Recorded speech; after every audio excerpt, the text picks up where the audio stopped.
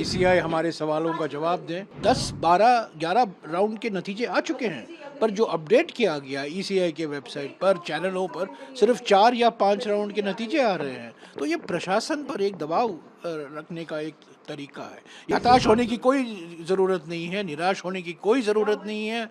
ये सब मनोवैज्ञानिक खेल है, ये माइंड गेम्स चल रहा है, इससे हम हटेंगे नहीं। ये कोई निराश होने की कोई कारण नहीं है, हमें जनादेश मिलने वाला है। पहली बार होता हुआ दिख रहा है कि चैनल्स अपने रिपोर्टर्स के जो आंकड़े आते हैं काउंटिंग सेंटर से वो नहीं दिखा रहे, चुनाव आयोग के आंकड़ों पर निर्भर कर रहे हैं और चुनाव आयोग के आंकड़े चौथे या पाँचवें छठे राउंड के दिखा रहे हैं, जबकि हमारे कंट्रोल रूम से 11-11 राउंड के आंकड़े आ चुके हैं। आंकड़ों में जो मिसमैच है, गैप है, ये क्यों है, ये हम बार बार चुनाव आयोग से अभी हमारे महासचिव जयराम रमेश जी ने ट्वीट करके भी पूछा है कि ये क्या दबाव डालने की कोशिश हो रही है स्थानीय प्रशासन पर।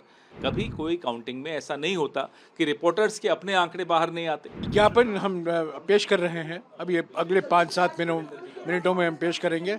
शिकायत कर रहे हैं, अब उम्मीद करते हैं कि ईसीआई हमारे सवालों का जवाब दें, क्योंकि 10, 12, 11 राउंड के नतीजे आ चुके हैं, पर जो अपडेट किया गया ईसीआई के वेबसाइट पर, चैनलों पर सिर्फ 4 या 5 राउंड के नतीजे आ रहे हैं। तो ये प्रशासन पर एक दबाव रखने का एक तरीका है। ये लोकसभा चुनाव में भी हुआ था, हम लोग गए थे, अभिषेक सिंघवी जी और मैं ईसीआई गए थे, हमने शिकायत की और तब ईसीआई ने कार्रवाई की। तो हम उम्मीद करते हैं कि ईसीआई जो एक संवैधानिक संस्था है, एक निष्पक्ष संस्था है, इस तरीके से स्थानीय प्रशासन पर दबाव नहीं डालना चाहिए।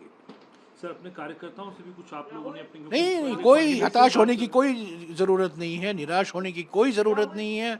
3, साढ़े 3 बजे तक काउंटिंग सेंटर पर वो रहें, टिके रहें, क्योंकि ये खेल ख़त्म नहीं हुआ है।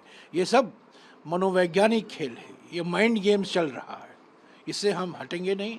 ये कोई निराश होने की कोई कारण नहीं है, हमें जनादेश मिलने वाला है, कांग्रेस की सरकार बनने वाली है। तमाम चैनल्स पे देखिए, पहली बार होता हुआ दिख रहा है कि चैनल्स अपने रिपोर्टर्स के जो आंकड़े आते हैं काउंटिंग सेंटर से वो नहीं दिखा रहे, चुनाव आयोग के आंकड़ों पर निर्भर कर रहे हैं और चुनाव आयोग के आंकड़े चौथे या पाँचवें छठे राउंड के दिखा रहे हैं, जबकि हमारे कंट्रोल रूम से 11-11 राउंड के आंकड़े आ चुके हैं।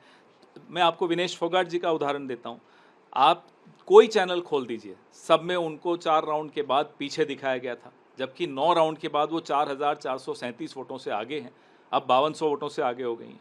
तो ये आंकड़ों में जो मिसमैच है, गैप है, ये क्यों है, ये हम बार बार चुनाव आयोग से अभी हमारे महासचिव जयराम रमेश जी ने ट्वीट करके भी पूछा है कि ये क्या दबाव डालने की कोशिश हो रही है स्थानीय प्रशासन पर। इसलिए हम फिर से चुनाव आयोग को कह रहे हैं, आगाह कर रहे हैं कि इसमें तुरंत एक्शन ले, तुरंत जितने राउंड्स हो चुके हैं अपडेट करें, जितने भी जो ट्रेंड्स हैं उनको अपडेट किया जाए। सर, किस तरीके की आपको खामियां आपको लगता है या क्या होना चाहिए? 11 राउंड हो चुके हैं, 12 राउंड हो चुके हैं, आप अभी छठे या सातवें राउंड पर ही रुके हुए हैं। चैनल्स उसी पर निर्भर कर रहे हैं, चुनाव आयोग के उस पर। रिपोर्टर्स के अपने आंकड़े बाहर आ नहीं रहे हैं। कभी कोई काउंटिंग में ऐसा नहीं होता कि रिपोर्टर्स के अपने आंकड़े बाहर नहीं आते।